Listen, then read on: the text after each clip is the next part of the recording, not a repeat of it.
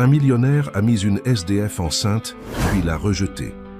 7 ans plus tard, leurs chemins se sont recroisés. Lors d'un événement musical, une petite fille incroyablement talentueuse jouait du piano. Ils ignoraient qui était vraiment cette fillette. Avant d'écouter ce récit surprenant, pense à t'abonner à la chaîne. Le salon de réception de l'Opéra Garnier de Paris était rempli de personnalités de la haute société parisienne. Des hommes en costumes impeccables et des femmes en robes éblouissantes circulaient dans la salle, coupe de champagne à la main, chuchotant au sujet des derniers événements du monde des affaires et de la politique. Parmi eux se détachait la silhouette imposante de François Mercier, 45 ans, PDG de Mercier Immobilier, l'une des plus grandes entreprises du secteur immobilier du pays. Son costume italien sur mesure et sa montre de marque criaient le succès et le pouvoir. François se déplaçait dans la salle avec l'assurance de quelqu'un habitué à être le centre de l'attention, saluant ses connaissances avec des sourires calculés et des poignées de main fermes. « François, mon cher, quel plaisir de te voir ici !» s'exclama Antoine Durand, l'un des plus grands investisseurs du marché financier français, s'approchant avec un large sourire. « Antoine, ça fait si longtemps !» répondit François, sa voix grave et imposante résonnant légèrement. « Comment ? Vont les affaires ? Ah, tu sais comment c'est. Le marché est volatile, mais il y a toujours des opportunités pour ceux qui savent où chercher. » Antoine fit un clin d'œil, prenant une gorgée de sa boisson. « Et toi, j'ai entendu dire que Mercier est sur le point de conclure un contrat d'1 milliard avec les Chinois. » François sourit, ses yeux brillants d'un mélange de fierté et d'astuce. « Eh bien, tu sais que je ne peux pas commenter les négociations en cours, Antoine, mais je peux dire que l'avenir de Mercier n'a jamais été aussi prometteur. » Alors que les deux hommes poursuivaient leur conversation, plongés dans les chiffres et les projections, le brouhaha dans la salle diminua soudainement. Les lumières s'atténuèrent et un projecteur illumina la scène au centre de la salle. Un présentateur élégant monta sur scène. « Mesdames et messieurs, c'est avec grand plaisir que nous ouvrons notre gala de bienfaisance annuel au profit de la Fondation Harmonie, qui soutient les jeunes talents musicaux des quartiers défavorisés. Pour ouvrir notre soirée, nous avons une présentation très spéciale. Veuillez accueillir chaleureusement la jeune prodige du piano, Sophie Olivier. » Les applaudissements emplirent la salle tandis qu'une fillette d'environ 7 ans, vêtue d'une délicate robe bleu ciel, s'avançait timidement vers le piano à queue au centre de la scène. Ses cheveux châtains étaient coiffés en une tresse élaborée et ses yeux verts brillaient d'un mélange d'anxiété et de détermination. François, qui jusqu'alors semblait indifférent à tout ce qui n'était pas les affaires, se sentit étrangement attiré par la scène. Il y avait quelque chose chez cette fillette, une familiarité inexplicable qui le fit froncer les sourcils, intrigué. Sophie s'assit au piano, ajusta le tabouret et, après un bref moment de concentration, commença à jouer. Les premières notes de Clair de lune de Debussy emplirent l'air, faisant taire complètement l'assistance. La performance de la fillette était tout simplement extraordinaire. Ses petits doigts glissaient sur les touches avec une grâce et une précision qui défiait à son âge. La mélodie coulait comme de l'eau cristalline, enveloppant tout le monde dans une aura d'émotion pure. François resta paralysé. Ses yeux ne pouvaient se détacher de la petite silhouette au piano. Il y avait quelque chose dans sa façon d'incliner la tête, dans la courbe délicate de son nez, qui éveillait en lui un souvenir lointain, presque oublié. Tandis que la musique continuait, François sentit son cœur s'accélérer. Une sensation, étrange, presque douloureuse, commença à se former dans sa poitrine.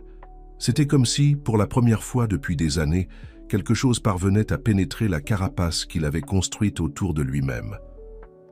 Lorsque la dernière note résonna dans la salle, il y eut un moment de silence révérencieux avant que le public n'éclate en applaudissements enthousiastes. Sophie se leva, fit une petite révérence et sourit timidement, ses yeux verts brillant sous les lumières de la scène. C'est à ce moment-là que François la vit.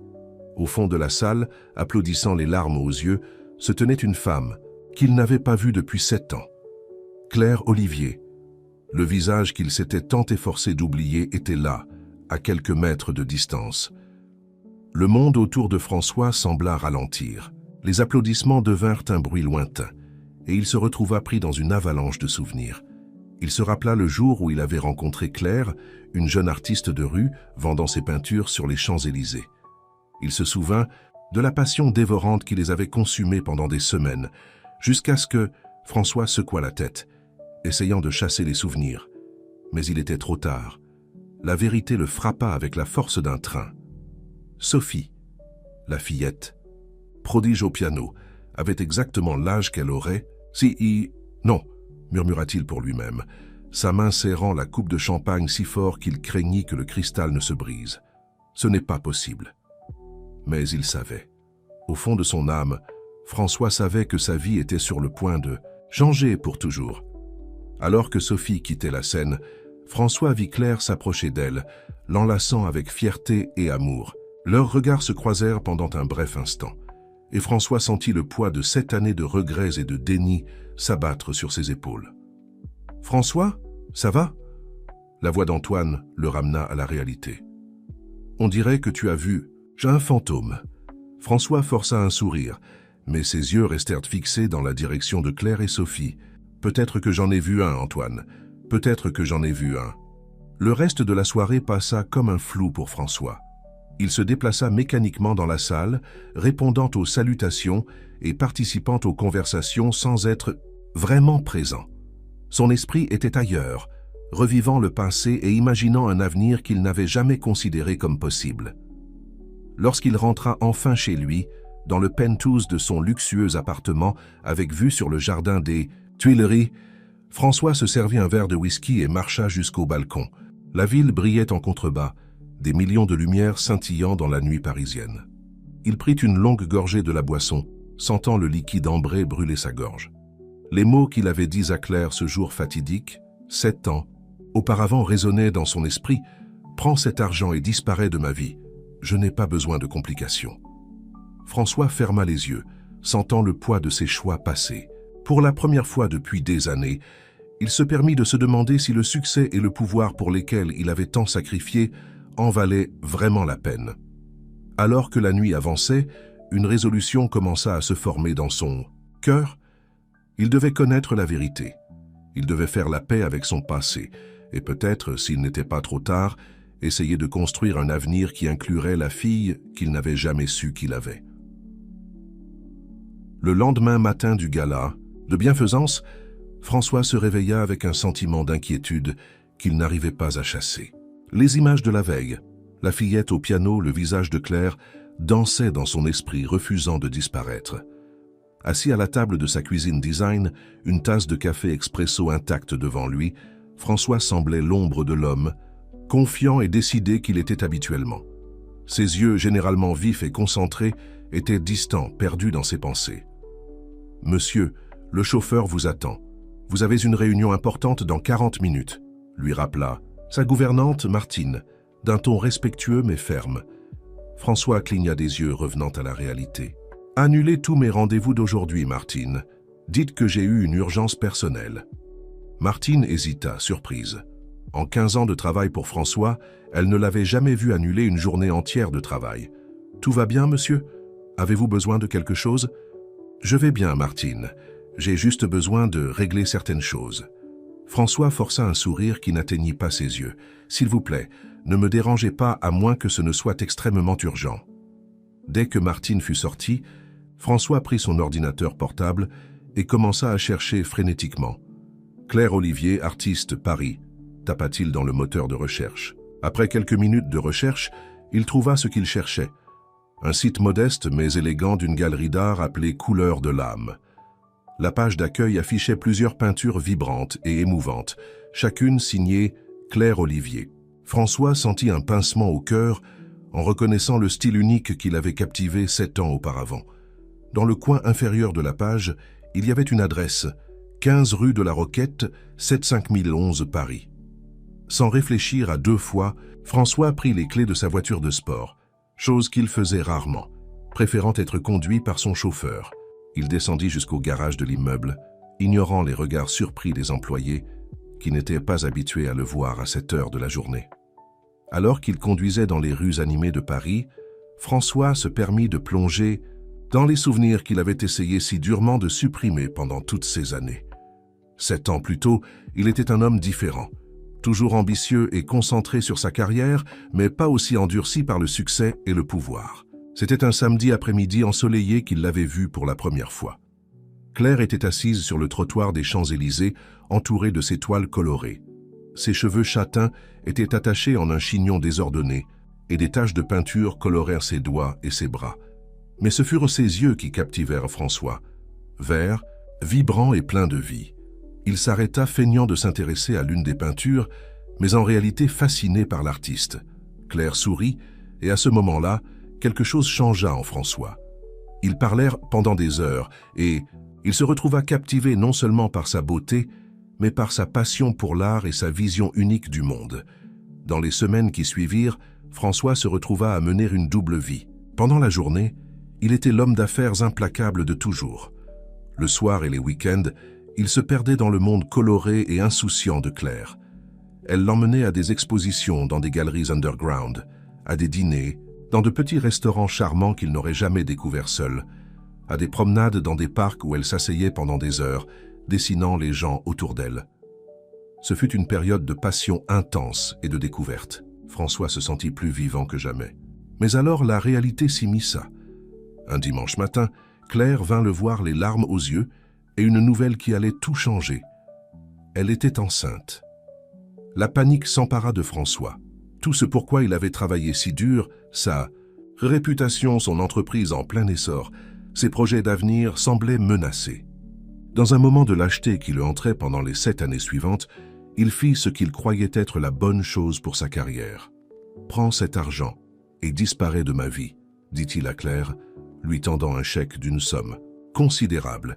« Je n'ai pas besoin de complications. » Le regard de douleur et de déception sur le visage de Claire à ce moment-là resterait gravé dans sa mémoire pour toujours. Elle prit le chèque d'une main tremblante, le déchira en morceaux et jeta les fragments aux pieds de François. « Tu crois que tu peux acheter ta conscience ?» dit-elle, sa voix tremblant de colère et de chagrin. « Tu ne comprends rien à la vie, François. Rien sur l'amour, rien sur la responsabilité. Un jour, tu te rendras compte de ce que tu as perdu aujourd'hui, et ce sera trop tard. »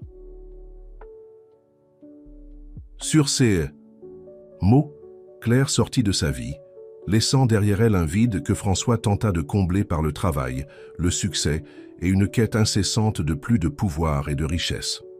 Le son d'un klaxon ramena François au présent. Il était arrêté à un feu qui était passé au vert, et les voitures derrière lui s'impatientaient. Secouant la tête pour éclaircir ses pensées, il continua sa route. Finalement, il arriva à l'adresse de la galerie. C'était un vieux bâtiment, mais bien entretenu, avec une façade peinte dans des tons doux de bleu et de blanc. Une enseigne élégante annonçait « Couleur de l'âme, galerie d'art ». François gara sa voiture et resta assis quelques minutes, rassemblant son courage. Son cœur battait la chamade et ses mains tremblaient légèrement. Finalement, il prit une profonde inspiration et sortit du véhicule. La porte de la galerie s'ouvrit avec un léger tintement de clochette. L'intérieur était accueillant et bien éclairé, avec des murs blancs couverts de peintures vibrantes.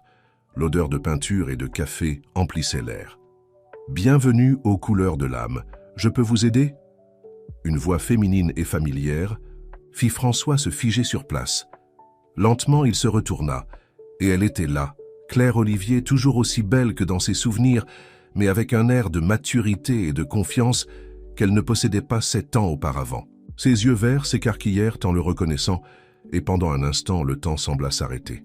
« François ?» La voix de Claire était un mélange de surprise et d'appréhension. « Que fais-tu ici ?» François ouvrit la bouche pour répondre, mais les mots semblaient avoir fui. Comment expliquer 7 ans de regrets?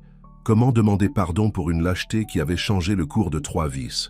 Finalement, il réussit à retrouver sa voix. « Claire, je t'ai vue avec Sophie hier soir, au gala de bienfaisance. » Le visage de Claire se durcit, un mélange de protection maternelle et de vieilles blessures brillant dans ses yeux. « Et elle est ma fille, n'est-ce pas ?» La question sortit comme un murmure, chargé d'émotions contenues. Claire le fixa pendant un long moment, comme si elle évaluait sa sincérité. Finalement, elle soupira profondément. « Oui, François, Sophie est ta fille, la fille que tu as, rejetée avant même sa naissance. » Le poids de cette confirmation frappa François comme un coup de poing dans l'estomac. Il chancela légèrement, s'appuyant sur un mur proche. Je ne savais pas. Je veux dire, j'ai soupçonné hier soir, mais... Mais quoi, François? La voix de Claire avait un ton tranchant. Tu crois qu'après 7 ans, tu peux simplement apparaître et que tout ira bien? Quel droit penses-tu avoir? François baissa la tête, la honte et le regret évident dans chaque ligne de son corps. Aucun droit, Claire. Je le sais. Je voulais juste... Je devais savoir. Je devais te voir. M'excuser, même si je sais que je ne mérite pas ton pardon. Claire l'observa un moment, son expression s'adoucissant légèrement. François, tu n'as aucune idée de ce que j'ai traversé, de ce que Sophie et moi avons traversé. J'ai construit une vie pour nous deux seuls, une bonne vie pleine d'amour et d'art. Sophie est une fille incroyable, talentueuse et heureuse. Elle n'a jamais ressenti ton absence parce qu'elle n'a jamais su que tu existais. Les paroles de Claire étaient comme des coups de poignard dans le cœur de François. Il savait qu'il méritait chacune d'entre elles. Je comprends. Je ne suis pas venu ici pour causer des problèmes, Claire. Je voulais juste que tu saches que je regrette profondément ce que j'ai fait. Et s'il y a quoi que ce soit que je puisse faire? Claire leva une main l'interrompant. Il n'y a rien que tu puisses faire, François. Ce qui est fait est fait. Sophie et moi allons bien. Nous n'avons pas besoin de toi. François hocha lentement la tête, sentant plus que jamais le poids de ses choix passés. Il se tourna pour partir, mais s'arrêta la main sur la poignée. Claire, elle est vraiment talentueuse. Sophie, je veux dire. Sa prestation hier soir était extraordinaire. Un petit sourire de fierté apparut sur les lèvres de Claire. Oui, elle l'est. Sophie est la lumière de ma vie. Tu as fait un travail incroyable avec elle, dit doucement François. Je suis désolé de ne pas avoir été là pour tout. Sur ces mots, il ouvrit la porte pour sortir. Mais avant qu'il ne puisse faire un pas dehors, la voix de Claire le retint. François. Il se retourna, rencontrant à nouveau ses yeux. Merci d'être venu. De t'en soucier, même si c'est trop tard. François acquiesça, un nœud se formant dans sa gorge. Sans plus de mots, il sortit de la galerie et retourna à sa voiture. Alors qu'il conduisait pour rentrer chez lui, François sentit comme si le monde qu'il connaissait s'écroulait autour de lui. Tout ce en quoi il croyait, tout ce pourquoi il avait travaillé, semblait vide et sans sens face à la réalisation de ce qu'il avait perdu. Pour la première fois depuis des années, François Mercier pleura. Des larmes de regret, de perte et peut-être d'espoir. Car au fond de son cœur, une petite voix murmurait que peut-être, juste peut-être, il n'était pas trop tard pour essayer de réparer ce qui avait été brisé il y a si longtemps. Chez Mercier Immobilier, les employés remarquèrent le changement dans le comportement de leur patron. Le François Mercier, qui avait toujours été connu pour son attitude implacable et sa concentration inébranlable, semblait maintenant distrait, presque vulnérable. Les réunions qu'il menait auparavant avec une précision chirurgicale traînaient, en longueur, François demandant souvent à d'autres de prendre la direction. Un après-midi particulièrement difficile, François se retrouva assis dans son bureau, regardant par la fenêtre panoramique qui offrait une vue privilégiée sur Paris. La ville pulsait en contrebas, des millions de vies suivant leur cours, ignorant le drame qui se jouait au 30e étage de ce gratte-ciel. Un léger coup à la porte le tira de ses rêveries. « Entrez », dit-il, sa voix fatiguée. Marie, son assistante personnelle depuis plus d'une décennie, entra avec une expression inquiète. « Monsieur Mercier, désolé de vous déranger, mais le conseil d'administration demande une réunion urgente. Ils sont préoccupés par certaines rumeurs. » François fronça les sourcils. « Des rumeurs ?» Marie hésita un moment avant de continuer. « Eh bien, monsieur, il y a des spéculations sur votre état de santé. Certains investisseurs sont nerveux, pensant que vous pourriez être malade ou traverser une sorte de crise. » François ne put retenir un rire amer. Une crise. Oui, il traversait une crise, mais pas du genre que le conseil imaginait. « Marie, dit-il, se levant et marchant vers la fenêtre, depuis combien de temps travaillez-vous avec moi ?»« 12 ans, monsieur, répondit-elle promptement. « 12 ? Assez, répéta François, pensif. Pendant tout ce temps, m'avez-vous déjà vu prendre une décision impulsive, faire quelque chose sans réfléchir aux conséquences ?» Marie sembla surprise par la question. « Non, monsieur, vous avez toujours été connu pour votre prudence et votre planification stratégique. » François hocha lentement la tête. « Et maintenant, regardez-moi, sur le point de faire quelque chose qui pourrait tout changer, quelque chose qui, il y a 2 semaines, j'aurais considéré comme de la folie. » Il se tourna pour faire face à Marie, qui l'observait avec un mélange de curiosité et d'inquiétude. « Marie, annulez la réunion avec le conseil. Dites-leur que je serai absent pour une durée indéterminée, m'occupant d'affaires personnelles urgentes. Jean assumera temporairement la présidence. » Les yeux de Marie s'écarquillèrent de choc. « Monsieur, êtes-vous sûr? Cela pourrait causer. » « La panique? Une chute des actions ?» compléta François, un triste sourire jouant sur ses lèvres. « Probablement. Mais pour la première fois depuis longtemps, Marie, il y a quelque chose de plus important en jeu que la valeur de nos actions. » Marie acquiesça lentement, comprenant que quelque chose de profond avait changé chez son patron. « Je comprends, monsieur. Je ferai les arrangements nécessaires. Y a-t-il autre chose que je puisse faire ?» François réfléchit un moment. « Oui, il y a une chose. J'ai besoin que vous trouviez des informations sur la Fondation Harmonie. C'est une organisation qui soutient les jeunes talents musicaux. Je veux tout savoir sur eux. Mission, projet, financement, tout. » « Bien sûr, monsieur. J'aurai les informations pour vous le plus rapidement possible. » Après le départ de Marie, François reporta son attention sur la ville au dehors. Pendant des années, il s'était considéré au sommet du monde, contrôlant le destin d'entreprises multimillionnaires avec la facilité de quelqu'un qui déplace des pièces sur un échiquier.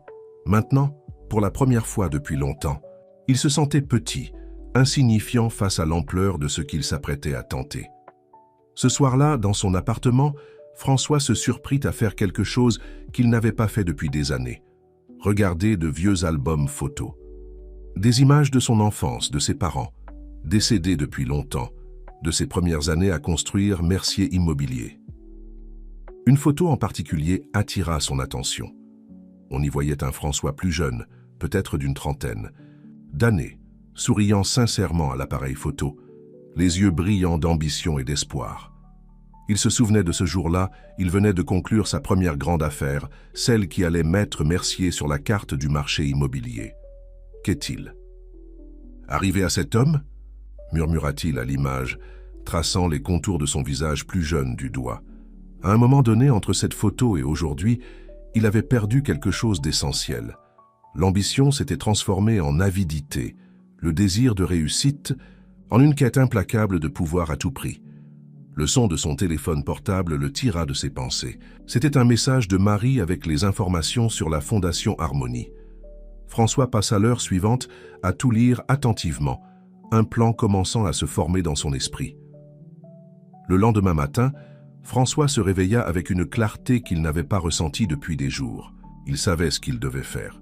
Ce ne serait pas facile, et il n'y avait aucune garantie de succès, mais pour la première fois depuis des années, il sentait qu'il faisait quelque chose de vraiment important. Après avoir pris un café rapide, François prit sa voiture et se rendit au siège de la Fondation Harmonie. C'était un bâtiment modeste dans le 11e arrondissement, bien différent des gratte-ciel luxueux auxquels il était habitué. À l'intérieur, il fut accueilli par une jeune réceptionniste. « Bonjour, que puis-je faire pour vous ?»« Bonjour, répondit François, essayant de paraître le plus amical possible. Je m'appelle François Mercier. J'aimerais parler à quelqu'un au sujet de dons potentiels et de partenariats. » Les yeux de la réceptionniste s'écarquillèrent légèrement en reconnaissant le nom. « Oh, monsieur Mercier. Bien sûr, laissez-moi voir si madame Béatrice est disponible. C'est notre directrice exécutive. » Quelques minutes plus tard, François fut conduit dans une petite salle de réunion. Madame Béatrice Dubois, une femme d'âge moyen, au sourire chaleureux, l'accueillit avec enthousiasme. « Monsieur Mercier, quelle agréable surprise! Qu'est-ce qui amène le PDG de l'une des plus grandes entreprises immobilières du pays dans notre humble fondation ?» François prit une profonde inspiration avant de répondre. « Madame Dubois, j'ai récemment vécu une expérience qui m'a fait repenser beaucoup de choses. J'ai vu une prestation d'une de vos jeunes musiciennes lors d'un gala de bienfaisance et j'ai été profondément touché. J'aimerais en savoir plus sur votre travail et comment je peux aider. » Le visage de Béatrice s'illumina. « Oh, vous devez parler de Sophie. Oui, elle est l'une de nos étoiles les plus brillantes. Un talent rare. » En entendant le nom de sa fille, François sentit son cœur s'accélérer. « Oui, Sophie, elle est extraordinaire. Elle l'est vraiment, acquiesça Béatrice. Vous savez, monsieur Mercier, des histoires comme celle de Sophie sont la raison pour laquelle nous faisons ce travail. Beaucoup d'enfants talentueux n'ont jamais l'occasion de développer leurs dons en raison de circonstances financières. Notre mission est de changer cela. » Pendant près de 2 heures, François écouta attentivement Béatrice parler des programmes, de la fondation, des défis qu'ils rencontraient et des rêves qu'ils avaient pour l'avenir. Il posa des questions, prit des notes et, pour la première fois depuis longtemps, sentit qu'il faisait quelque chose de vraiment significatif. À la fin de la réunion, François fit une proposition qui laissa Béatrice sans voix. « Madame Dubois, j'aimerais faire un don substantiel à la Fondation Harmonie. Non seulement cela, mais j'aimerais m'impliquer personnellement, peut-être comme mentor pour certains des jeunes musiciens. Bien sûr, si vous acceptez. » Béatrice, les larmes aux yeux, serra chaleureusement la main de François. « Monsieur Mercier, c'est incroyable. Vous n'avez pas idée de l'impact que cela aura sur la vie de ses enfants. » En quittant la Fondation, François se sentit plus léger qu'il ne l'avait été depuis des années. Il savait que ce n'était que la première étape d'un long voyage. Mais pour la première fois, il sentait qu'il était sur la bonne voie. En rentrant chez lui, François fit un arrêt impulsif. Il se gara près des Champs-Élysées, au même endroit où il avait rencontré Claire 7 ans auparavant. L'endroit était différent maintenant, plus moderne, plus animé. Mais, fermant les yeux, il pouvait presque voir Claire assise là, entourée de ses peintures, souriant ce sourire qui avait capturé son cœur. « Je vais arranger les choses », murmura-t-il pour lui-même, une promesse silencieuse au passé et à l'avenir. D'une manière ou d'une autre, je vais arranger les choses. Avec cette résolution, François retourna à sa voiture, déterminé à franchir les prochaines étapes vers une rédemption dont il ne savait même pas qu'il avait besoin jusqu'à il y a quelques jours. Le chemin serait difficile, plein d'obstacles et d'incertitudes, mais pour la première fois depuis longtemps, François Mercier sentait qu'il faisait quelque chose de vraiment important. Quelque chose qui pourrait peut-être combler le vide que le succès et le pouvoir n'avaient jamais réussi à remplir. Les semaines qui suivirent la visite de François à la Fondation Harmonie furent un tourbillon d'activités et d'émotions. L'homme d'affaires, autrefois connu pour son dévouement presque obsessionnel au travail, partageait maintenant son temps entre Mercier Immobilier et ses nouveaux engagements envers la Fondation. Un samedi matin ensoleillé, François se retrouva dans un cadre complètement différent de celui auquel il était habitué. Au lieu de son luxueux penthouse ou de son bureau imposant dans le quartier d'affaires de Paris, il était dans une petite salle de musique, dans un quartier populaire. L'endroit était simple mais accueillant, avec des affiches de grands compositeurs sur les murs et des instruments de musique soigneusement rangés. « Monsieur Mercier, je suis ravi que vous ayez pu venir. » La voix enthousiaste de Béatrice le tira de ses pensées. « Les enfants sont très excités de vous rencontrer. » François sourit, ressentant un mélange d'anxiété et d'attente. « J'espère ne pas les décevoir, Madame Dubois. J'avoue que je suis qu'un peu nerveux. » Béatrice rit doucement. « Croyez-moi, ils sont plus nerveux que vous. On y va ?» En entrant dans la salle principale, François fut accueilli par une douzaine de jeunes visages curieux. Des enfants et des adolescents, certains tenant des instruments, d'autres assis timidement sur des chaises, tous le regardant avec un mélange d'admiration et d'appréhension. « Les enfants, voici Monsieur François Mercier », présenta Béatrice. « C'est un homme d'affaires très accompli qui a décidé de consacrer une partie de son temps à nous aider.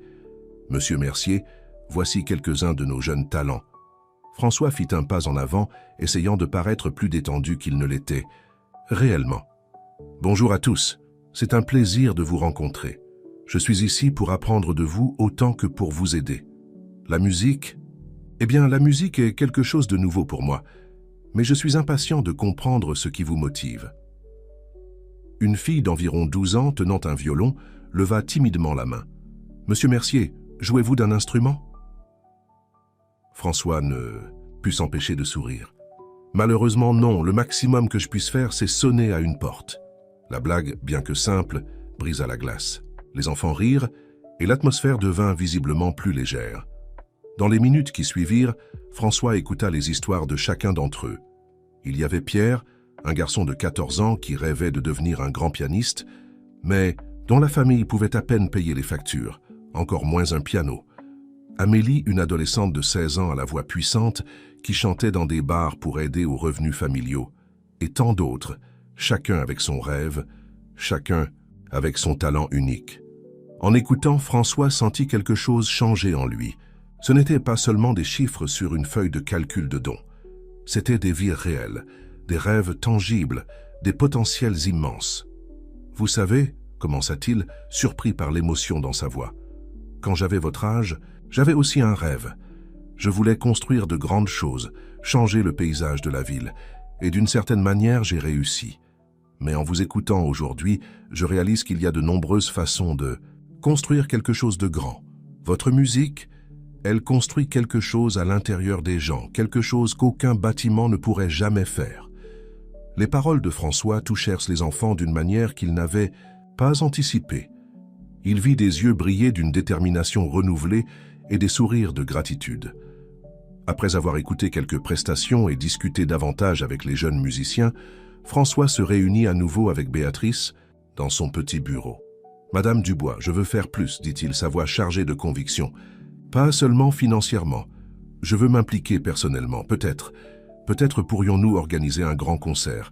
Quelque chose pour montrer le talent de ces enfants à la ville, à des sponsors potentiels. » Béatrice le regarda avec un mélange de surprise et d'émotion. « Monsieur Mercier, ce serait incroyable. Mais organiser quelque chose comme ça demande beaucoup de travail, beaucoup de ressources. » « Les ressources, je peux les fournir, » interrompit doucement François. « Et quant au travail, eh bien, disons que je redécouvre la valeur de mettre la main à la pâte pour quelque chose qui compte vraiment. » Dans les jours qui suivirent, François se plongea à corps perdu dans les préparatifs du concert. Il utilisa ses contacts pour garantir un lieu prestigieux, convainquit d'autres hommes d'affaires de parrainer l'événement et s'impliqua même dans des détails tels que le choix du répertoire et la conception des invitations. Pendant ce temps, il ne pouvait s'empêcher de penser à Sophie. Chaque fois qu'il entendait un enfant jouer du piano, il imaginait sa fille, se demandant comment ce serait de l'entendre s'exercer, de voir ses progrès jour après jour. La douleur de l'opportunité manquée était presque physique, mais en même temps, elle alimentait sa détermination à faire la différence dans la vie de ses autres enfants. Un soir, alors qu'il travaillait tard dans son bureau à domicile, finalisant quelques détails du concert, François reçut un appel inattendu. « Monsieur Mercier, c'est Claire, Claire Olivier. » Le cœur de François faillit s'arrêter. « Claire, je suis surpris d'entendre votre voix. » Il y eut un moment de silence tendu avant que Claire ne continue. « Béatrice de la Fondation Harmonie m'a parlé de ce que vous faites, du concert que vous organisez. » « Oh » fut tout ce que François put dire, incertain de comment interpréter le ton de Claire. « Écoutez, François, » poursuivit Claire, sa voix un mélange d'émotions qu'il n'arrivait pas à déchiffrer complètement.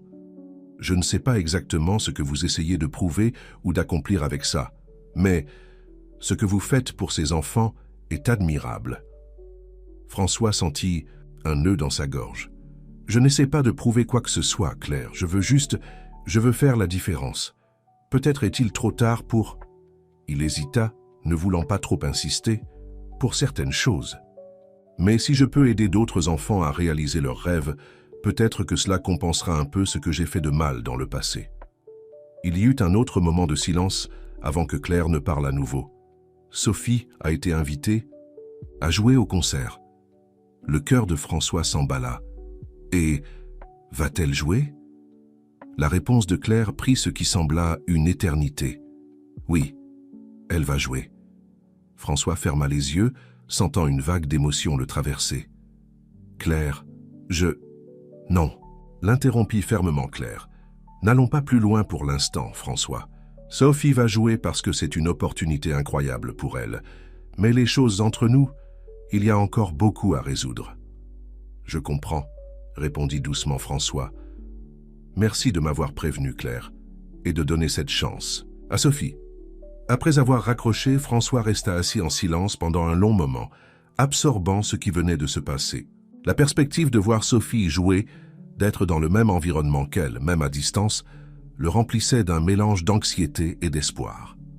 Regardant par la fenêtre la ville illuminée, François fit une promesse silencieuse, pas seulement à Sophie et aux enfants de la Fondation, mais à lui-même.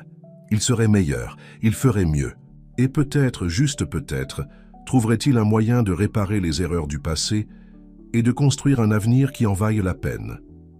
Avec cette résolution renouvelée, François se remit au travail, plus déterminé que jamais à faire du concert un succès, pas seulement pour le bien de la Fondation ou de sa propre rédemption, mais pour la chance, aussi mince soit-elle, d'un nouveau départ. L'Opéra Garnier de Paris était resplendissant ce soir-là. Les lumières de la façade néoclassique brillaient dans le ciel sombre, et une file de voitures luxueuses s'étendait le long de la rue, amenant le gratin de la société parisienne à l'événement de l'année, le concert Harmonie.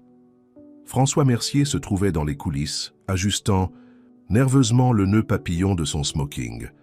Bien qu'il ait affronté d'innombrables situations à haut risque dans les affaires au cours de sa carrière, rien ne l'avait préparé à l'anxiété qu'il ressentait en ce moment. « Monsieur Mercier ?» La voix de Béatrice le tira de ses pensées. « C'est presque l'heure. Les invités arrivent et les enfants sont prêts. » François acquiesça, essayant de dissimuler sa nervosité. « Merci, Madame Dubois. Comment vont-ils » Béatrice sourit. « Anxieux, bien sûr, mais aussi très enthousiaste.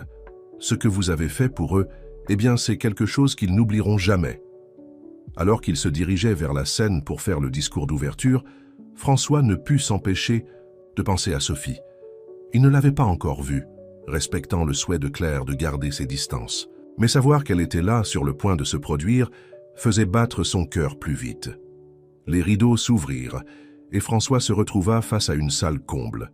Des visages familiers du monde des affaires se mêlaient à des figures éminentes de la scène culturelle parisienne. Pendant un instant, il se sentit déplacé, comme s'il était sur le point de faire une présentation pour laquelle il n'était pas préparé. Mais alors, ses yeux rencontrèrent un visage au premier. Rang. Claire était là, élégante dans une robe bleu marine, ses yeux fixés sur lui avec une expression qui mêlait curiosité et prudence. Ce regard fut tout ce dont François avait besoin pour trouver sa voix. « Bonsoir à tous », commença-t-il, sa voix résonnant dans le théâtre. « Il y a quelques mois, j'assistais à une représentation musicale sur cette même scène. Une jeune pianiste a joué d'une manière qui m'a fait remettre en question tout ce que je croyais important dans la vie. » François fit une pause, ses yeux parcourant l'assistance. « Cette expérience m'a conduit à la Fondation Harmonie, où j'ai rencontré des dizaines de jeunes talentueux, des enfants et des adolescents avec des rêves aussi grands que leurs dons. Mais j'ai aussi vu les défis auxquels ils font face, les barrières qu'ils doivent surmonter juste pour avoir la chance de développer leur talent. » Sa voix gagna en force à mesure qu'il continuait. « Cette soirée n'est pas à propos de moi ou de n'importe lequel d'entre nous dans le public. Elle concerne ces jeunes.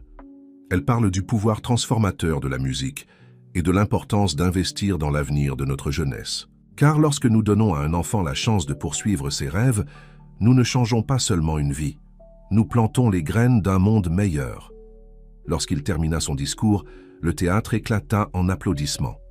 François quitta la scène le cœur battant, se sentant plus vivant qu'il ne l'avait été depuis des années.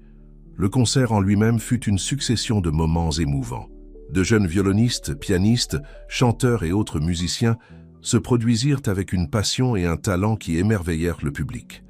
François observait depuis un coin discret, sa poitrine se gonflant de fierté à chaque prestation. Et puis vint le moment qu'il attendait et redoutait à la fois. Le présentateur annonça « Et maintenant, mesdames et messieurs, nous avons le plaisir de vous présenter une jeune pianiste au talent extraordinaire. Veuillez accueillir Sophie Olivier. » Le cœur de François s'arrêta un instant lorsqu'il vit sa fille entrer sur scène. Sophie était éblouissante dans une robe blanche, ses cheveux châtains coiffés en un chignon élégant. Elle s'avança vers le piano avec un mélange de grâce et de détermination qui rappelait tant Claire. Lorsque Sophie commença à jouer, le monde autour de François disparut. La mélodie qui s'écoulait des doigts de sa fille était d'une beauté à couper le souffle. Chopin, reconnut-il vaguement. Le nocturne en mi bémol majeur. Chaque note semblait porter une émotion profonde, comme si Sophie racontait une histoire à travers la musique. Des larmes silencieuses coulaient sur le visage de François tandis qu'il regardait, hypnotisé. À ce moment-là, Tout le succès qu'il avait connu, tout l'empire qu'il avait construit, semblait insignifiant comparé à la beauté et au talent que sa fille exposait. Lorsque Sophie termina sa prestation, le théâtre explosa en applaudissements. La jeune fille fit une révérence gracieuse, un sourire timide illuminant son visage. François vit Claire au premier rang, applaudissant les larmes aux yeux, le visage rayonnant de fierté maternelle. Le reste du concert passa comme un flou pour François. Son esprit était rempli d'émotions et de pensées contradictoires. Fierté pour le talent de Sophie, regret pour les années perdues, espoir que peut-être, juste peut-être, il n'était pas trop tard pour faire partie de sa vie.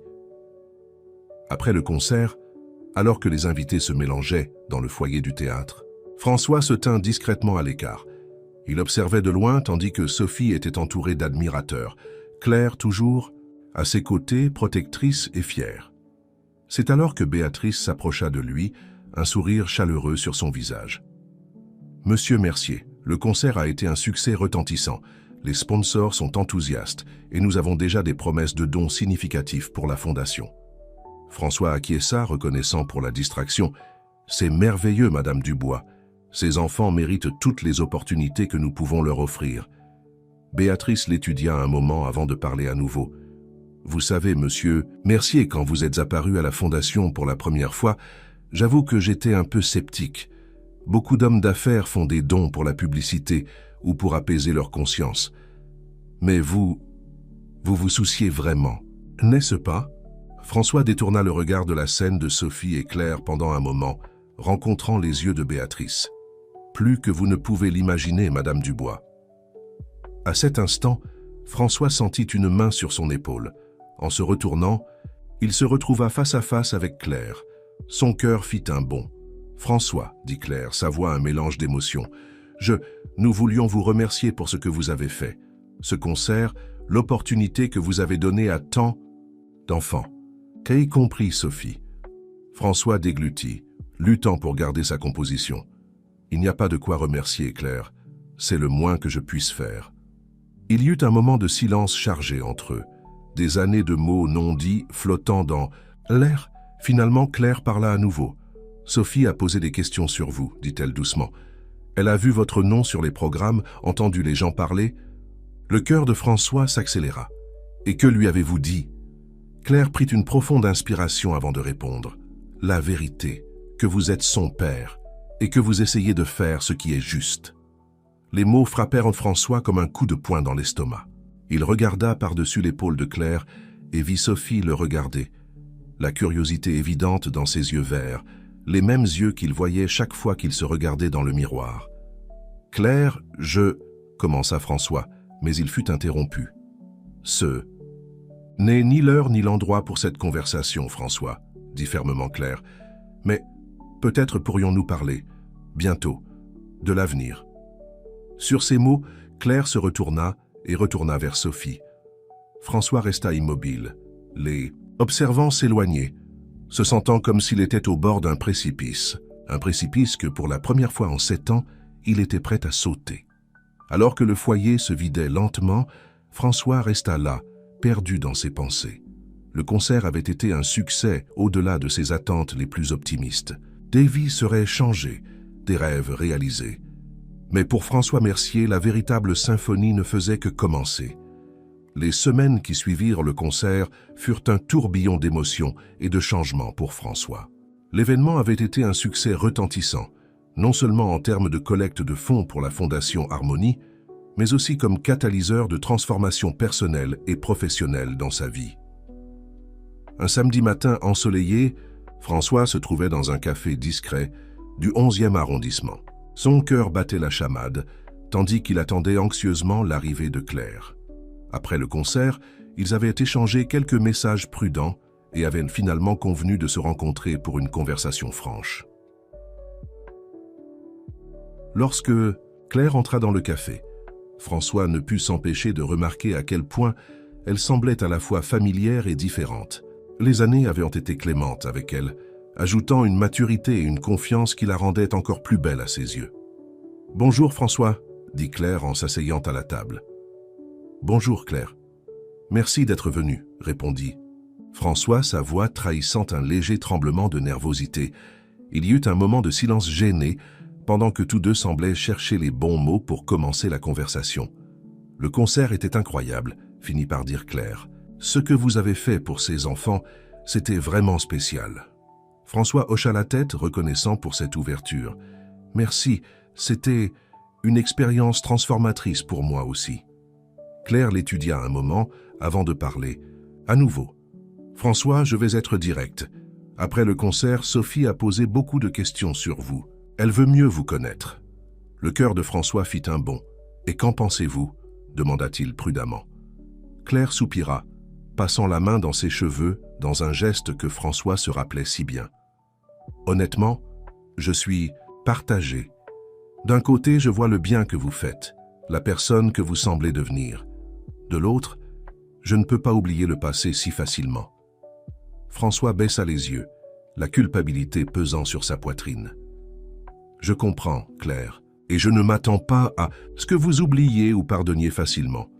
Ce que j'ai fait était impardonnable. »« Alors pourquoi maintenant, François ?» demanda Claire, sa voix un mélange de curiosité et de prudence. « Pourquoi, après 7 ans, voulez-vous soudainement faire partie de la vie de Sophie ?» François prit une profonde inspiration, sachant que sa réponse pourrait tout changer. « La vérité, Claire, c'est que voir Sophie lors de ce premier concert, c'était comme si quelque chose en moi s'était réveillé. J'ai réalisé à quel point j'étais vide, combien j'avais perdu en me concentrant uniquement sur le succès et le pouvoir. » Il fit une pause, rassemblant son courage pour continuer. « Mais ce n'est pas tout. Récemment, on m'a diagnostiqué un problème cardiaque. Rien d'immédiatement menaçant, mais suffisant pour me faire réévaluer tout dans ma vie. J'ai réalisé que j'avais gaspillé des années à poursuivre les mauvaises choses, ignorant ce qui compte vraiment. » Claire le regarda avec un mélange de surprise et d'inquiétude. « François, je suis désolé d'entendre ça. Ne le soyez pas, dit-il doucement. D'une certaine manière, c'était un réveil dont j'avais besoin. Claire, je sais que je n'ai pas le droit de demander quoi que ce soit. Mais si vous le permettez, j'aimerais essayer de faire partie de la vie de Sophie. Pas pour compenser les années perdues, parce que je sais que c'est impossible, mais pour essayer d'être le père qu'elle mérite à partir de maintenant. » Claire resta silencieuse pendant un long moment, absorbant les paroles de François. Finalement, elle parla. « Ce ne sera pas facile, François. Sophie est une fille sensible et intelligente. Elle aura des questions, beaucoup d'entre elles difficiles à répondre. »« Je sais, acquiesça François, et je promets d'être honnête avec elle, même si cela signifie admettre mes erreurs. » Claire l'étudia un moment de plus avant de prendre sa décision. « D'accord, faisons les choses progressivement. Que diriez-vous de commencer par un déjeuner le week-end prochain? Vous, moi et Sophie, dans un lieu public, pour qu'elle se sente à l'aise. » Le visage de François s'illumina d'un mélange de soulagement et de gratitude. « Ce serait merveilleux. Merci, Claire. » Alors qu'ils terminèrent leur café et réglèrent les détails de la rencontre, François sentit comme si un poids énorme était en train d'être soulevé de ses épaules. Ce n'était que le début, il le savait, et le chemin à parcourir serait plein de défis. Mais pour la première fois depuis longtemps, il ressentait de l'espoir. Dans les jours qui suivirent, François se retrouva plongé dans une activité frénétique. Chez Mercier Immobilier, il surprit ses dirigeants en annonçant une nouvelle initiative de responsabilité sociale axée sur le développement urbain durable et le logement abordable. « Messieurs, dit-il lors d'une réunion du conseil d'administration, pendant des années, nous nous sommes concentrés uniquement sur la maximisation des profits. Il est temps d'équilibrer cela avec un impact positif réel sur les communautés où nous opérons. » Certains membres du conseil semblaient sceptiques, mais la passion et la conviction dans la voix de François étaient indéniables. Lentement, il commença à gagner du soutien pour sa nouvelle vision. Parallèlement, François poursuivit son engagement auprès de la Fondation Harmonie. Il passa des heures à discuter avec Béatrice de la façon d'étendre les programmes de la Fondation, envisageant même la création d'une école de musique à temps plein pour les jeunes talentueux des quartiers défavorisés. À mesure que le jour du déjeuner avec Sophie approchait, François se surprenait à alterner entre des moments d'excitation et d'anxiété paralysante. Il répétait mentalement ce qu'il dirait, imaginait des scénarios, craignait de commettre des erreurs irréparables. La veille de la rencontre, incapable de dormir, François se retrouva à fouiller dans de vieilles boîtes dans son dressing. Au fond de l'une d'elles, il trouva quelque chose qu'il avait complètement oublié, une vieille guitare que son père lui avait donnée quand il était adolescent. D'une main hésitante, il sortit l'instrument de la boîte. Elle était poussiéreuse et désaccordée, mais toujours intacte.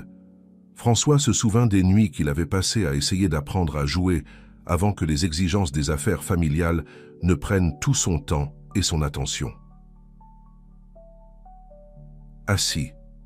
Sur le sol de sa chambre, François commença à gratter les cordes désaccordées. Les notes sortaient maladroites et fausses, mais il y avait quelque chose de réconfortant dans cet acte. C'était comme si, à travers ce simple geste, il se reconnectait avec une partie de lui-même depuis longtemps oubliée. Cette nuit-là, alors que les premières lueurs de l'aube commençaient à poindre à l'horizon de Paris, François fit une promesse silencieuse. Pas seulement à Sophie ou à Claire, mais à lui-même. Il serait meilleur. Il ferait mieux. Pas seulement en tant qu'homme d'affaires ou philanthrope, mais en tant qu'être humain. Le samedi se leva avec un ciel étonnamment bleu pour un Paris généralement gris. François se réveilla tôt, ressentant un mélange d'anxiété et d'espoir qu'il n'avait pas éprouvé depuis des années. Aujourd'hui était le jour. Il allait enfin rencontrer sa fille, Sophie. Après une douche rapide, François se retrouva devant le miroir, ajustant nerveusement le col de sa chemise. Il avait opté pour un look plus décontracté, jean et chemise polo bleu, dans l'espoir de paraître plus accessible. Loin n'était l'homme d'affaires imposant en costume coûteux. Aujourd'hui, il était juste François, un homme essayant de réparer les erreurs du passé. Le lieu choisi pour la rencontre était le jardin des Tuileries, une oasis verte au cœur de la métropole. François arriva une demi-heure avant l'heure convenue, marchant anxieusement le long des allées bordées d'arbres, répétant mentalement ce qu'il dirait. À 11 heures précises, il les vit. Claire marchait main dans la main avec Sophie, toutes deux vêtues de tenues légères d'été. Le cœur de François fit un bond en voyant sa fille de près pour la première fois. Elle était le parfait mélange de lui et de Claire, ses yeux, verts à lui, son sourire chaleureux à elle. « Bonjour », dit doucement François lorsqu'elles s'approchèrent, sa voix trahissant un léger tremblement. « Bonjour François », répondit Claire, un sourire prudent sur ses lèvres. Elle se tourna vers Sophie. « Ma chérie, voici François. Tu te souviens de ce dont nous avons parlé ?» Sophie regarda François avec un mélange de curiosité et de timidité. « Bonjour », dit-elle doucement. « Vous êtes mon père ?» La question directe prit François au dépourvu, mais il se ressaisit rapidement. S'accroupissant pour être au niveau de ses yeux, il répondit « Oui, Sophie, je suis ton père, et je suis très heureux de te rencontrer enfin. » Il y eut un moment de silence pendant que Sophie l'étudiait, comme si elle essayait de résoudre un puzzle complexe. Finalement, elle parla à nouveau. « Pourquoi n'êtes-vous jamais venu me voir avant ?» François sentit comme s'il avait reçu un coup de poing dans l'estomac. Il regarda Claire, qui hocha légèrement la tête, l'encourageant à être honnête. « Sophie, commença-t-il, choisissant soigneusement ses mots, « il y a longtemps, j'ai commis une très grande erreur. J'étais tellement préoccupé par mon travail et ma vie que je n'ai pas réalisé à quel point tu étais spéciale et importante. Mais maintenant, je le sais, et je suis ici pour essayer d'arranger les choses, si tu m'en donnes la chance. » Sophie le considéra un moment avant de demander « Vous aimez la musique ?» François ne put s'empêcher de sourire. « J'adore la musique, et j'ai entendu dire que tu es une pianiste incroyable. » Le visage de Sophie s'illumina. « J'adore jouer. »« Du piano ?» Maman dit que j'ai commencé à jouer avant même de savoir parler correctement. « C'est vrai, » intervint Claire, un sourire nostalgique sur son visage. Elle avait l'habitude de taper sur les touches de notre vieux clavier pendant des heures. La conversation devint plus fluide après cela. Ils marchèrent dans le jardin, s'arrêtant occasionnellement pour que Sophie puisse jouer sur les balançoires ou courir après les canards près du bassin. François observait chacun de ses mouvements, émerveillé par son énergie et sa vivacité. Pendant le déjeuner dans un café voisin, Sophie bombarda François de questions sur sa vie, son travail, et surtout sur la musique. « Vous jouez d'un instrument ?» demanda-t-elle entre deux bouchées de son sandwich. François hésita. « Eh bien, j'avais l'habitude de jouer un peu de guitare quand j'étais plus jeune. Je n'étais pas très bon, pour être honnête. » Les yeux de Sophie brillèrent. «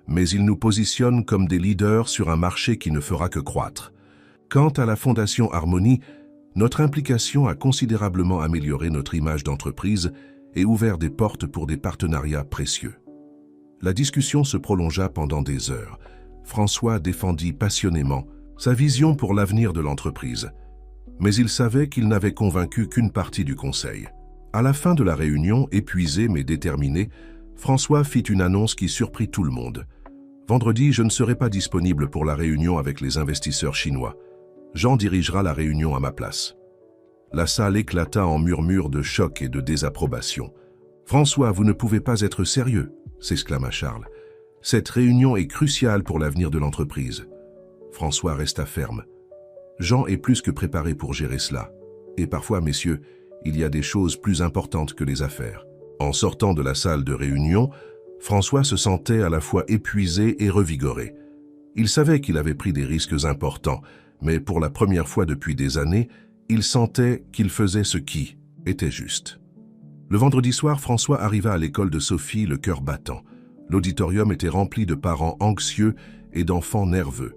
Il aperçut Claire assise près de l'avant et, après un moment d'hésitation, s'approcha. « Je peux m'asseoir ici ?» demanda-t-il doucement. Claire leva les yeux, surprise mais acquiesça. « Bien sûr, Sophie sera heureuse de vous voir ici. » Tandis qu'ils attendèrent le début du récital, François ne put s'empêcher de remarquer les regards curieux qu'il recevait des autres parents. Clairement, sa présence aux côtés de Claire suscitait des chuchotements. Finalement, les lumières s'éteignirent et le récital commença. Plusieurs enfants se produisirent, certains avec plus d'assurance que d'autres. Et puis, ce fut le tour de Sophie. Elle entra sur scène, semblant petite et un peu nerveuse dans sa robe bleu clair. Mais dès qu'elle s'assit au piano, une transformation s'opéra. Ses doigts touchèrent les touches et les premières notes de Für Elise de Beethoven emplirent l'auditorium. François regarda hypnotisé, sa fille jouait avec une passion et une habileté qui semblaient dépasser son âge. Il sentit des larmes se former dans ses yeux et, sans réfléchir, prit la main de Claire. À sa surprise, elle ne la retira pas. Au contraire, elle la serra en retour, comme s'ils partageaient un moment de pur orgueil parental. Lorsque Sophie termina sa prestation, le public éclata en applaudissements. François et Claire se levèrent, applaudissant avec enthousiasme. Sophie fit une gracieuse révérence, son visage illuminé par un sourire radieux. Après le récital, alors qu'ils attendaient que Sophie les rejoigne, Claire se tourna vers François. « Merci d'être venu, » dit-elle doucement. « Cela a beaucoup compté pour Sophie. » François acquiesça encore ému. « Il n'y a pas d'autre endroit où j'aurais préféré être. » À ce moment-là, Sophie courut vers eux, ses yeux brillants d'excitation. « Vous avez vu, j'ai joué sans faire aucune erreur. »« Oui, on a vu, ma chérie, » sourit Claire en l'enlaçant. « Tu étais merveilleuse. » François s'accroupit pour être au niveau des yeux de Sophie. « Tu étais incroyable, Sophie. Je suis si fière de toi. » À sa surprise et sa joie, Sophie se jeta dans ses bras, l'étreignant fort. « Merci d'être venu, papa, » murmura-t-elle. Le monde de François s'arrêta à cet instant. C'était la première fois que Sophie l'appelait papa. Il la serra en retour, sentant comme si son cœur allait exploser de bonheur. Plus tard dans la soirée, dans son appartement, François reçut un appel de Jean. La réunion avec les investisseurs chinois avait été un succès. L'accord était pratiquement conclu. Tout en écoutant les bonnes nouvelles, François regarda la vieille guitare appuyée contre le mur. Il sourit, pensant à quel point la vie pouvait être imprévisible. Il y a quelques mois, conclure cette affaire aurait été la chose la plus importante au monde pour lui. Maintenant, ce n'était qu'une note de bas de page, dans une journée marquée par une mélodie bien plus significative. François s'endormit, cette nuit-là avec le son de la musique de Sophie résonnant dans ses oreilles et la sensation de son étreinte encore chaude dans son cœur. Il savait que le chemin à parcourir serait encore difficile, mais pour la première fois depuis longtemps, il sentait qu'il était exactement là où il devait être. Les mois qui suivirent le récital de Sophie apportèrent des changements significatifs dans la vie de François. Il s'efforçait d'équilibrer ses responsabilités chez Mercier Immobilier avec son implication croissante dans la vie de sa fille et dans la Fondation Harmonie. Un samedi après-midi ensoleillé, François se trouvait au parc avec Sophie. C'était devenu un rituel pour eux. Chaque fois que possible, ils passèrent quelques heures ensemble le week-end, parfois avec Claire, parfois juste tous les deux. « Papa, regarde !» s'écria Sophie avec enthousiasme, pointant du doigt une affiche collée sur un poteau proche. « Il va y avoir un festival de musique dans le parc le mois prochain. » François s'approcha pour lire l'annonce. C'était un événement communautaire, avec des performances de musiciens locaux et des ateliers d'instruments pour les enfants. Une idée commença à germer dans son esprit. « Sophie, » dit-il, se tournant vers sa fille avec un sourire, « que dirais-tu si nous organisions quelque chose de similaire pour la Fondation Harmonie ?» Les yeux de Sophie s'écarquillèrent d'excitation. « Vraiment? On peut faire ça? » « Eh bien, nous devrons d'abord en parler à Madame Dubois et à ta mère, mais je pense que ce serait une excellente idée, » répondit François, imaginant déjà les possibilités. Dans les jours qui suivirent, François se plongea corps et âme dans la planification de l'événement.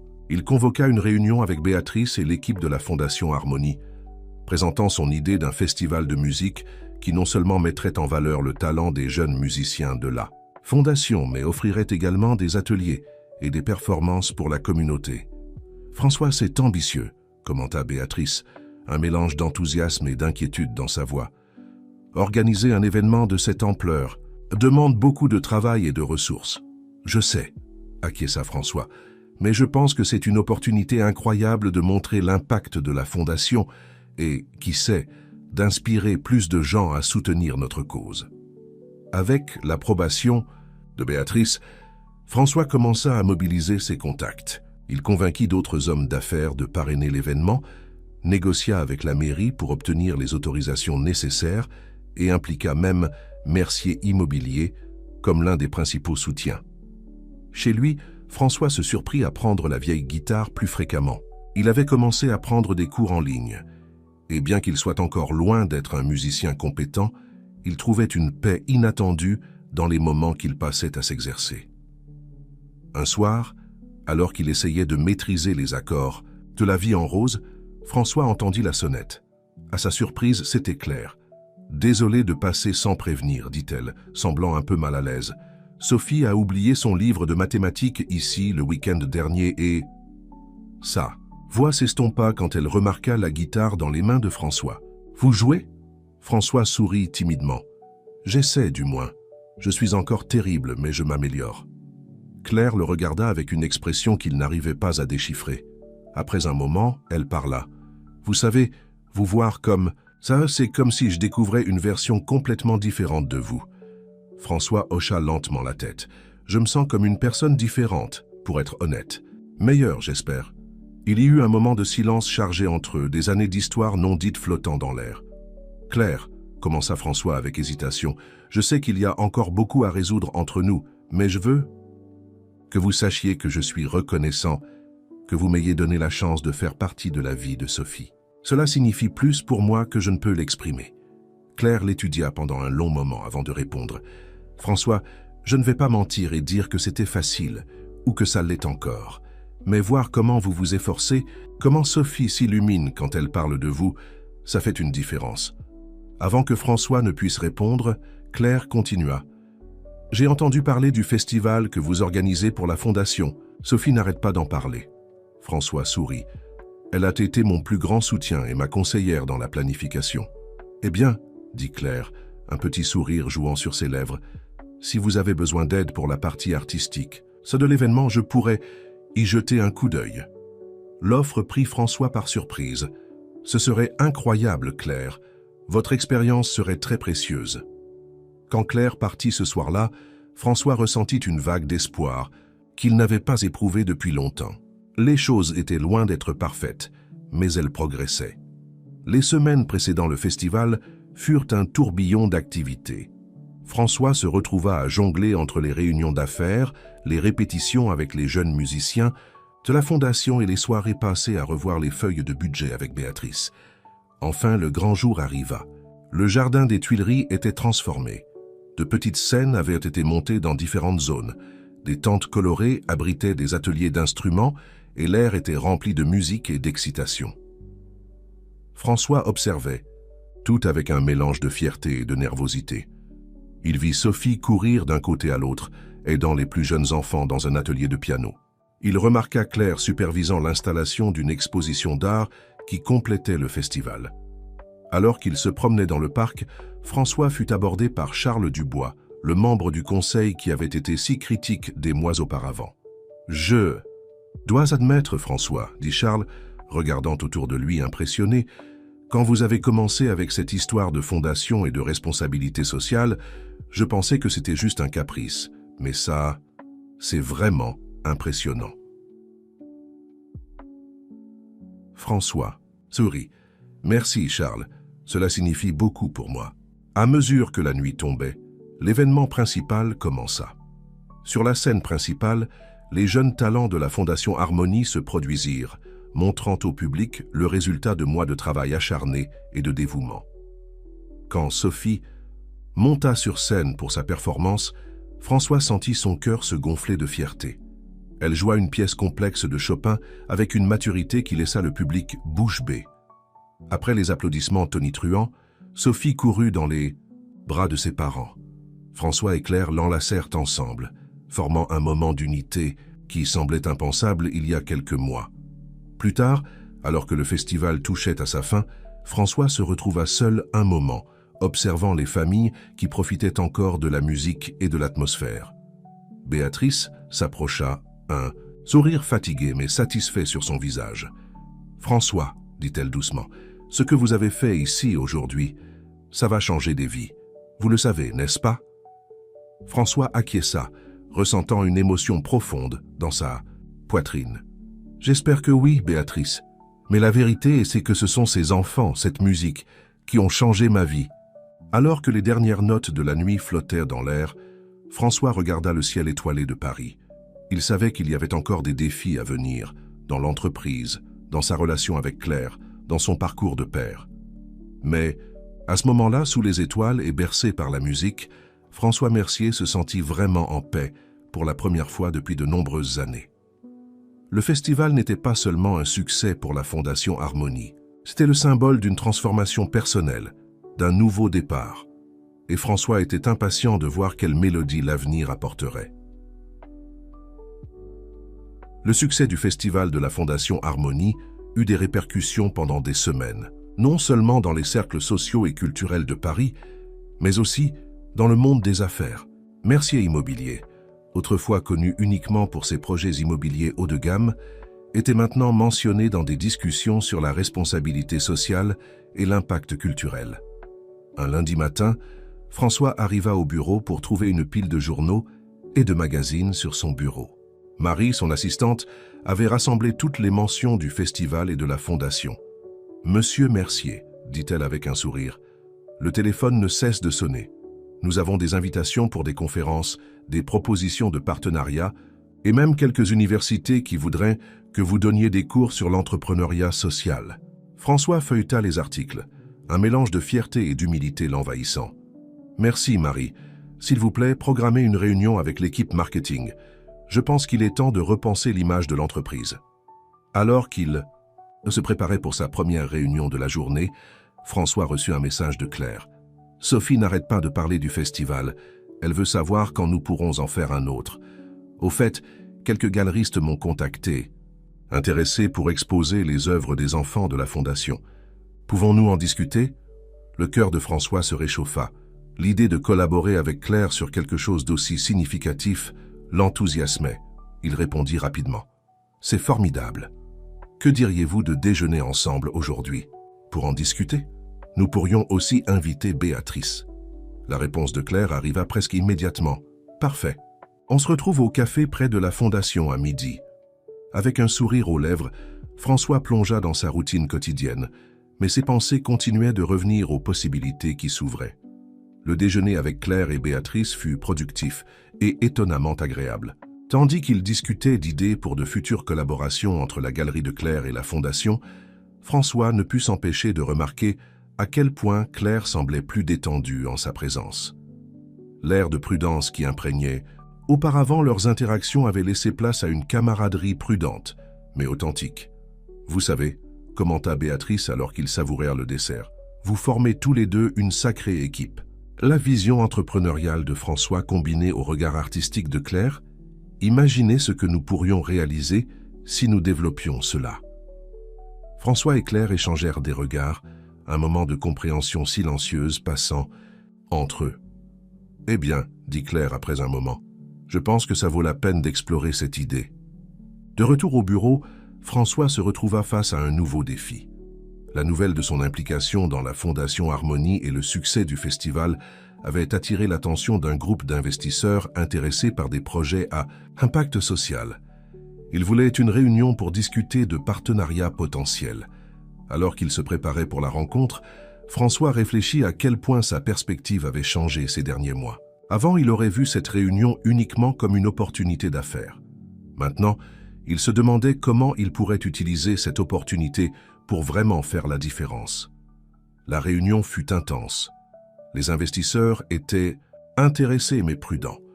Ils voulaient comprendre comment les projets sociaux s'aligneraient avec les objectifs financiers de l'entreprise. « Messieurs, » commença François, sa voix ferme et passionnée, « ce que nous proposons ici n'est pas seulement une stratégie de marketing ou une façon d'améliorer notre image. C'est un changement fondamental dans notre façon de faire des affaires. Je crois que nous pouvons être rentables tout en ayant un impact positif réel sur les communautés où nous opérons. » Il présenta une série de projets, des développements de logements plus abordables aux initiatives de revitalisation urbaine qui incluraient des espaces culturels et éducatifs. À la fin de la réunion, François se sentait épuisé, mais plein d'espoir. Les investisseurs semblaient impressionnés et promirent d'étudier attentivement les propositions. Ce soir-là, au lieu de rester tard au bureau, comme il en avait l'habitude, François décida de rentrer tôt chez lui. Il avait promis à Sophie de l'aider pour ses devoirs de musique. En arrivant dans son appartement, François sourit en voyant la vieille guitare appuyée contre le mur. Il la prit et commença à gratter doucement les cordes, révisant les accords qu'il avait récemment appris. Le son de la sonnette le surprit. En ouvrant la porte, il trouva Claire et Sophie toutes deux portant des dossiers de partition. « Désolé de passer sans prévenir », dit Claire avec un petit sourire. « Sophie a insisté pour avoir votre avis sur le morceau qu'elle devrait jouer. » Au prochain récital, François ressentit une vague d'émotion. « Je vous en prie, entrez. Je suis honoré d'être consulté. » Les heures suivantes furent remplies de musique, de rires et de discussions animées sur les compositeurs et les styles musicaux. À un moment donné, Sophie convainquit François de prendre la guitare et de montrer ce qu'il avait appris. « Ne riez pas, » prévint-il avec un sourire nerveux. « Je suis encore débutant. » Pendant qu'il jouait une version simplifiée de La vie en rose, François remarqua le regard de Claire. Il y avait quelque chose dans ses yeux, un mélange de surprise et autre chose, quelque chose qu'il n'avait pas vu depuis longtemps. Quand la soirée toucha à sa fin et que Claire et Sophie se préparaient à partir, il y eut un moment d'hésitation à la porte. C'était « Bien », dit doucement Claire. « Peut-être pourrions-nous refaire ça ?»« J'adorerais », répondit François, sentant un espoir grandir dans sa poitrine. Après leur départ, François resta sur le balcon de son appartement, regardant la ville illuminée. Il pensa à tout ce qui avait changé ces derniers mois, dans son entreprise, dans sa relation avec Sophie, dans sa redécouverte de la musique, mais surtout, il pensa à Claire, à la façon dont elle l'avait regardé ce soir, comme si elle voyait non seulement l'homme qu'il était maintenant, mais aussi entrevoyait l'homme qu'il pourrait devenir. François savait qu'il y avait encore un long chemin à parcourir, réparer les erreurs du passé, construire un meilleur avenir, équilibrer ses responsabilités avec ses nouveaux rêves. Rien de tout cela ne serait facile. Mais pour la première fois depuis longtemps, il se sentait vraiment vivant, comme s'il apprenait enfin la mélodie que son cœur avait toujours voulu jouer. Sur cette pensée, François rentra à l'intérieur, reprit la guitare une fois de plus et commença à s'exercer. La musique qui s'échappait de ses doigts n'était pas parfaite, mais elle était authentique. C'était le son d'un homme redécouvrant qui il était vraiment et qui il voulait devenir. Et cette nuit-là, tandis que les notes flottaient dans l'air de la ville endormie, François Mercier sentit qu'il était enfin sur la voie de sa propre rédemption. Les mois suivants apportèrent une série de changements et de défis pour François. Mercier Immobilier était en pleine transformation, avec de nouveaux projets de logements sociaux et de revitalisation urbaine qui gagnaient en importance. L'implication de l'entreprise avec la Fondation Harmonie s'était approfondie, avec des programmes de musique et d'art intégrés aux nouveaux développements. Un mercredi matin, François était dans son bureau, en train de revoir les plans d'un nouveau projet de logement qui inclurait un centre culturel communautaire, lorsque Marie entra avec une expression préoccupée. « Monsieur Mercier, il y a quelque chose que vous devez voir », dit-elle, lui tendant une tablette avec un article ouvert. Le cœur de François se serra en lisant le titre « Scandale de corruption frappant le secteur immobilier parisien ». L'article mentionnait plusieurs entreprises du secteur, y compris certains partenaires de longue date de Mercier Immobilier. « Marie, annulez mes rendez-vous pour le reste de la journée », dit François, son esprit déjà en train de réfléchir aux implications de cette nouvelle, et convoquer une réunion d'urgence avec le conseil d'administration pour demain matin. Alors qu'il se préparait à gérer la crise imminente, François reçut un message de Claire. « J'ai vu les nouvelles. Vous allez bien ? Sophie a un récital. Ce soir, mais nous pouvons reporter si vous en avez besoin. » Le message le prit par surprise. C'était la première fois que Claire montrait une préoccupation aussi directe pour son bien-être. François ressentit une vague de gratitude. « Merci pour votre inquiétude, » répondit-il. « Je gère la situation. Je ne manquerai le récital de Sophie pour rien au monde. Je serai là. » Les heures suivantes furent un tourbillon d'appels téléphoniques, d'emails et de réunions d'urgence. François travailla sans relâche pour s'assurer que Mercier Immobilier n'était impliqué dans aucune activité illégale et pour préparer une réponse à la presse. À 19h, épuisé mais déterminé, François arriva à l'auditorium de l'école de Sophie. Il aperçut Claire dans les premiers rangs et s'approcha avec hésitation. « Je peux m'asseoir » demanda-t-il doucement. Claire hocha la tête, un petit sourire aux lèvres. « Bien sûr, je ne pensais pas que vous pourriez venir. »« J'ai promis » répondit simplement François, s'asseyant à côté d'elle. Pendant qu'ils attendirent le début du récital, Claire l'observa avec inquiétude. « Comment vont les choses ? Avec le scandale, je veux dire. » François soupira.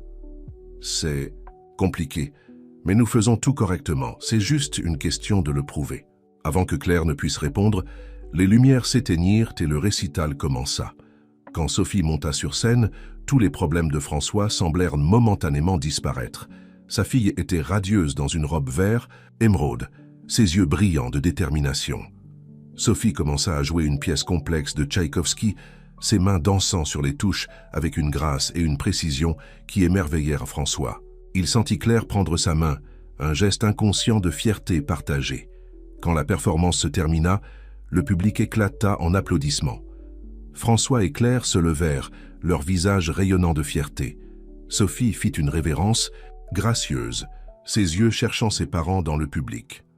Après le récital, alors qu'ils attendaient à que Sophie les rejoigne, Claire se tourna vers François. « Vous savez, dit-elle doucement, il y a quelques mois, j'aurais été surprise de vous voir ici, surtout avec tout ce qui se passe au travail. Mais maintenant, eh bien, je suis heureuse que vous soyez venue. » François sentit un nœud dans sa gorge. « Merci, Claire. Cela signifie beaucoup pour moi. » Avant qu'ils ne puissent en dire davantage, Sophie courut vers eux, se jetant dans une étreinte commune. « Vous avez vu? Je n'ai raté aucune note. »« Oui, on a vu, ma chérie, » sourit Claire, la serrant fort. « Tu étais incroyable. »« Nous sommes très fiers de toi, Sophie, » ajouta François, sa voix chargée d'émotion. Alors qu'ils quittaient l'auditorium, François sentit son téléphone vibrer sans cesse dans sa poche. Le monde extérieur, avec tous ses problèmes et défis, l'appelait. Mais à ce moment-là, marchant aux côtés de Claire et Sophie, il s'autorisa à savourer la paix et la joie de ce moment en famille. Le lendemain, François affronta une série de réunions tendues et d'interviews difficiles avec la presse. Il fut transparent sur les pratiques de Mercier Immobilier et réitéra l'engagement de l'entreprise envers l'éthique et la responsabilité sociale. Le soir, épuisé mais satisfait des progrès accomplis, François rentra chez lui. À sa surprise, il trouva Claire et Sophie qui l'attendaient devant la porte de son appartement. « Nous avons pensé que vous pourriez avoir besoin d'un peu de réconfort après une journée difficile », expliqua Claire avec un sourire timide. Sophie leva un sac. « On a apporté à manger et je veux vous montrer un nouveau morceau que j'apprends. » François sentit son cœur se remplir de gratitude et d'affection. « Vous êtes incroyable. Je vous en prie, entrez. » La soirée qui suivit fut remplie de rires, de musique et de conversations décontractées. À un moment donné, alors que Sophie s'exerçait sur le piano que François avait récemment acquis, Claire s'approcha de lui sur le balcon. « Vous avez changé, François, » dit-elle doucement. « Et je ne parle pas seulement de votre implication avec Sophie ou avec la Fondation. C'est quelque chose de plus profond. » François la regarda, sentant le poids et l'importance de ce moment. « J'ai dû changer, Claire. J'ai réalisé que je passais à côté des choses les plus importantes de la vie. » Claire acquiesça, ses yeux rencontrant les siens. « Je sais que nous avons encore beaucoup à résoudre, beaucoup à discuter, mais je suis heureuse de voir l'homme que vous êtes en train de devenir. » À cet instant, avec le son du piano de Sophie en arrière-plan et la ville illuminée en contrebas, François ressentit une vague d'espoir et de possibilités. Le chemin à parcourir serait encore difficile, avec des obstacles professionnels et personnels à surmonter. Mais pour la première fois depuis longtemps, il se sentait vraiment en paix. François savait que la symphonie de sa vie était loin d'être terminée. En fait, il semblait qu'une nouvelle et belle mélodie ne faisait que commencer. Et il avait hâte d'entendre les prochaines notes. Dans les semaines qui suivirent, François se trouva à jongler entre la gestion de la crise médiatique, la poursuite de la transformation de Mercier Immobilier et son implication croissante dans la vie de Sophie et dans les activités de la Fondation Harmonie. Un samedi matin, alors qu'il prenait un café avec Claire dans un petit bistrot près du jardin des Tuileries, François lui fit part d'une idée qui lui trottait dans la tête depuis quelque temps. « J'ai pensé à quelque chose, » commença-t-il un peu nerveux. « Que dirais-tu si nous combinions nos talents pour un nouveau projet? Un développement immobilier qui intégrerait des logements abordables, des espaces culturels et une école de musique pour la Fondation Harmonie. » Claire le regarda surprise. « C'est une idée ambitieuse, François. Tu penses que c'est réalisable ?» François hocha la tête avec enthousiasme. « J'ai fait quelques calculs préliminaires. Ce ne sera pas facile, mais je pense que nous pouvons y arriver. Ton expertise artistique serait inestimable pour la conception des espaces culturels. » Claire réfléchit un moment, puis un sourire se dessina sur son visage. Ça pourrait être extraordinaire. Et quel meilleur moyen de montrer à Sophie l'importance de poursuivre ses rêves tout en aidant les autres. Alors qu'il commençait à esquisser des idées sur une serviette de table, François sentit une vague de bonheur l'envahir. Il réalisait que ce n'était pas seulement un projet d'affaires ou même un projet caritatif. C'était une façon de construire un avenir ensemble, avec Claire et Sophie. Les mois suivants furent intenses, remplis de réunions, de planification et de négociations. Mais chaque obstacle surmonté, chaque petit succès, renforçait la détermination de François. Il savait maintenant qu'il ne construisait pas seulement des bâtiments, mais un héritage d'amour, de musique et d'espoir. Un an jour pour jour après le concert qui avait tout changé, François se tenait sur le site de leur nouveau projet entouré de Claire, Sophie et l'équipe de la Fondation Harmonie. Alors qu'il s'apprêtait à poser la première pierre, il regarda sa famille et sourit. « Il y a un an, je pensais avoir tout perdu, » dit-il, sa voix chargée d'émotion. « Mais grâce à vous, j'ai trouvé quelque chose de bien plus précieux. J'ai trouvé un but, une famille et une nouvelle mélodie pour ma vie. » Alors que Sophie commençait à jouer une douce mélodie sur un piano installé pour l'occasion, François prit la main de Claire.